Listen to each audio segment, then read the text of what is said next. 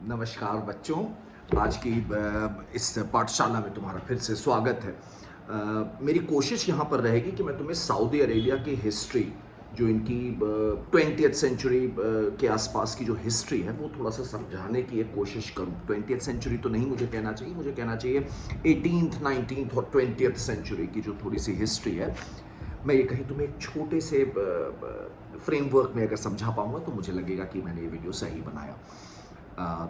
So the point is, देखो, किसी भी जगह की हिस्ट्री जानने से पहले उसकी ज्योग्राफी जानना बहुत ज़रूरी है। तो पहले तो इसकी ज्योग्राफी समझो। जो अरेबियन पेनिनसुला है, इसमें जिधर मक्का और मदीना है, उसी के बगल में एक छोटा सा शहर और है, जद्दा। मक्का और मदीना शायद उनमें से कई लोगों को मालूम होगा, these were oasis towns, right? और of course these were pilgrimage centres. इसी के थोड़ा सा ही बगल में एकदम कोस्टल साइड में है जेद्दा। और ये जो पूरा कोस्टल स्ट्रिप है, मक्का, मदीना, जेद्दा, इस तरफ वाली, इसको बोलते हैं हिजाज। ठीक है, इसी के नीचे तुम्हारा आता है, ये मैं तुम्हें हिस्टोरिकल बता रहा हूं एरियाज, पहले इनको समझो जरा सा, ठीक है? तो पहले तो हिजाज एक एरिया समझिए आप, ये जो अरेबियन पेनिनसुला में कोस्टल स्ट्रिप, रेड सी के ठीक बगल वाला एरिया। यहां मक्का, मदीना जैसे ओएसिस टाउन और एक कोस्टल सिटी थी, जद्दा। ठीक है, अच्छा, इसके ठीक नीचे था तुम्हारा यमन का इलाका, जहां पे एडन था, जो ब्रिटिश प्रोटेक्टोरेट था, राइट? और यमन का इलाका, इसके बगल में कोस्टल एरिया में ही चलते चले जाओगे नीचे की तरफ, दक्षिण अरेबियन पेनिनसुला में, तो तुमको देखने को मिलेगा हद्रामौत, जिसे कहते हैं हद्रामौत। और उसके बगल में तुम्हारा आ जाता था ओमान। ठीक है, फिर पर्शियन गल्फ की तरफ जब चलोगे तो तुम्हें मिलेगा बहरीन। वो वाला जो कोस्टल एरिया था वो एक बहरीन किंगडम था। और जो बीच का सेंट्रल अरेबियन पेनिनसुला था, ये अपनी स्टोरी वहां से शुरू हो रही है। इसको बोलते थे बेटा नेज्द, NEJD लिखते थे इसको। तो सेंट्रल अरेबियन पेनिनसुला जो था ये कहलाता था Najd. This was a desert. यहाँ पे बेदुइन ट्राइब्स होते थे जो कैमल पे ट्रेडिंग करते थे। और क्योंकि यहाँ पे बहुत ज़्यादा रिसोर्सेज नहीं थे, तो बहुत ज़्यादा जो बड़ी पावर्स थी, जैसे कि ऑटोमन एम्पायर, या ऑटोमन एम्पायर का जो एक वसाल स्टेट था इजिप्ट, वो लोग इसमें ज़्यादा इंटरेस्ट नहीं दिखाते थे। इसी सेंट्रल अरेबियन पेनिनसुला के नेज्द इलाके में एक सेंटर था, रियाद। ठीक है, तो ये तो एक ज्योग्राफिकल पैराफर्नेलिया, थोड़ा सा समझ लो। अब आते हैं स्टोरी की तरफ। तो हम लोगों को बताया ये जा रहा है बेटा कि जो भाई मक्का मदीना वाला पूरा इलाका हिजाज था, ये सब पूरा इजिप्ट और ऑटोमन एम्पायर इनके कब्जे में था 18th सेंचुरी में। ये लोग इसको डोमिनेट करते थे और यहां पे पिलग्रिम्स आते थे, इजिप्शियन रॉयल्टी आती रही होगी, और आती थी यहां पे ऑटोमन रॉयल्टी पिलग्रिमेज करने। जो नेज्द का इलाका था, जो डेजर्ट इलाका था, यहां पे कई सारी बेदुइन ट्राइब थी, जिसमें से एक थी द साउद, जिन्हें कहते हैं अल साउद। इनके जो बड़े पेट्रियार्क का नाम बताया जा रहा है वो मैंने लिखा हुआ है, मोहम्मद बिन साउद। ठीक है, तो ये स्टोरी समझ लो करीब 1740 के आसपास में तुम्हें लेके चल रहा हूं, 1740। तो इस समय ये तुम्हारे जो मोहम्मद बिन साउद थे, ये कई ट्राइब्स थी वहां पे, उन्हीं में से एक ये भी ट्राइब थे। इनका एक छोटा सा मिलिशिया रहा था और ये अपना काम मतलब ऐसे तैसे चल रहा था इनका। इनकी जान पहचान हुई एक बड़े नाम से, जिनका नाम बताया जा रहा है Muhammad ibn Abdul Wahhab. I am sure a lot of you must be aware of this word, Wahhabis, Wahhab. तो ये वहां से लिंकेज शुरू हो रहा है। तो यहां पर जो साउद फैमिली है और ये जो वहाब थे, मोहम्मद इब्न अब्दुल वहाब, इनके बीच में एक तरह का अलायंस बनता है। ये जो वहाब है, इनके बारे में थोड़ा सा जानो। This fellow, right, this fellow, he was a believer in purification of Islam. इनका यह मानना था कि भाई इस्लाम जो है, धीरे धीरे इसमें बहुत सारी पॉल्यूटिंग एलिमेंट्स आ रहे हैं, जिनको ये बोलते थे बिदा। और इन्होंने कुरान की अपनी स्टडी करी और उसके बाद इनको लगने लगा कि यार ये जो ऑटोमन्स और इजिप्शियन रॉयल्टी यहां पर आते हैं, कंट्रोल करते हैं ये हिजाज के रीजन को, मक्का मदीना जद्दा के रीजन को। These guys are absolutely non Muslims. इन्होंने कहा कि ये लोग वाइन पीते हैं, हशीश, हशीश समझते होगे शायद तुम लोग, चरस को कहते हैं, तो ये लोग वो करते हैं, म्यूजिक सुनते हैं।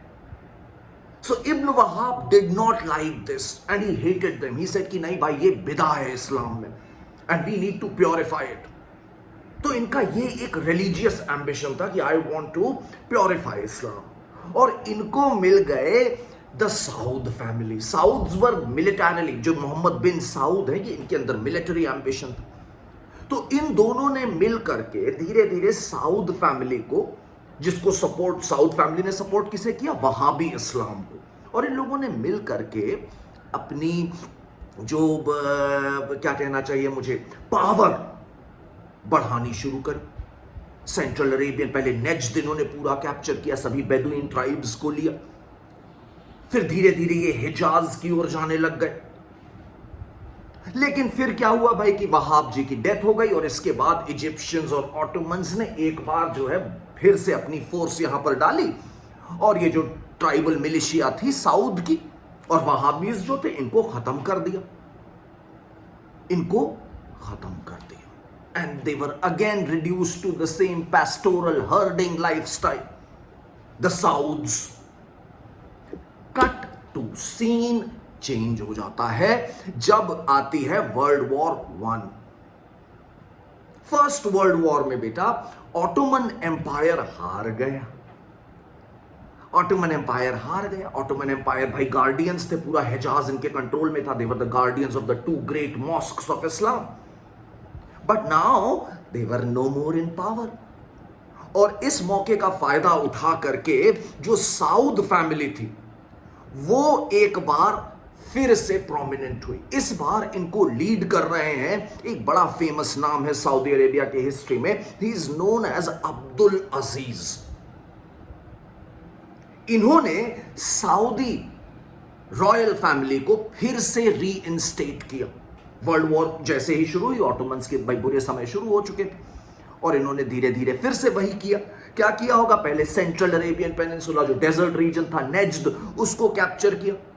फिर 1914 से लेके 26 तक के टाइम पीरियड में इन्होंने धीरे धीरे क्या किया कि अपने वहाबी फिलॉसफी से इन्फ्लुएंस जो बहुत सारे कट्टर मुसलमान थे, उनकी एक मिलिशिया बनाई जिसका नाम रखा इख्वान। इख्वान का अरबिक में मतलब होता है ब्रदर, भाई, इख्वान। तो उन्होंने इख्वान नाम से एक मिलिशिया बनाई। These were hardcore Wahhabis, right? And what they did, they started capturing the Hijaz region, Jeddah, Mecca, Medina, ये पूरा रीजन इन्होंने कैप्चर करना शुरू कर दिया धीरे धीरे। 1914 से लेके 1926 तक under the leadership of Abdul Aziz, south family once again brought the Arabian Peninsula, most of the Arabian Peninsula in their गिरफ्त। इन्होंने अपने कंट्रोल में उसको फिर ले लिया और अब्दुल अजीज अब एक काफी स्ट्रॉन्ग पर्सन बन गए। इन्होंने वहाबी को एम्ब्रेस किया, वहाबी इस्लाम को, जैसे इनके साथ जो पूर्वज थे उन्होंने भी किया था। और ये बेदुइन ट्राइबल लोग थे, पेस्टोरल लोग थे, पर धीरे धीरे ये अब काफी पावरफुल हो गए। अच्छा ठीक है, पॉलिटिकल पावर तो इनके पास आई। एक बड़ा इवेंट यहां पर और हुआ 1938 मार्च में। सेंट्रल नेज्द वाला जो इलाका था, यहां पर पेट्रोलियम की डिस्कवरी हो गई और पता चल गया कि भाई यहां पे मतलब petroleum is guzzling beneath the deserts. और जब डेजर्ट में भाई क्या कहते हैं, इतना सारा पेट्रोलियम है, तो जाहिर सी बात है कि अब जितनी भी बड़ी बड़ी पावर्स थी वो सब इसमें इंटरेस्टेड थी। स्पेशली जैसे ही सेकेंड वर्ल्ड वॉर शुरू हुई तो रूजवेल्ट जो कि अमेरिका के राष्ट्रपति थे, उन्होंने इस इलाके में आकर के अपनी एक्टिविटी तेज कर दी, because he did not want Britain to come back to come and capture this region. वो चाहते थे कि ब्रिटेन को यहां से साइडलाइन करके अमेरिका अपना वर्चस्व इस पेट्रोल इकोनॉमी पर बना पाए। और रूजवेल्ट ने 1945 से ही अब्दुल अजीज जो कि साउथ फैमिली के पेट्रियार्क थे, इनको वू करना शुरू किया, इनसे मिलना शुरू किया, इनको शिप पे घुमाना शुरू किया। और जब ये शिप पे जाते थे तो you would be surprised to know this, Abdul Aziz would carry his lambs, अपनी शीप लेके जाते थे और सामने उसे मरवाते थे और फिर अपना डिनर प्रिपेयर करते थे और फिर किसी भी रैंडम मौके पर जाके सो जाते थे। तो इनके जो वेस्टर्न जो पावर्स थी, जिन्हें हम कहते हैं, जिन्हें अरबिक में बोला जाएगा मगरिबी ताकतें, they were not able to understand this entire culture, but still because they wanted the petrol, they kept on wooing Abdul Aziz.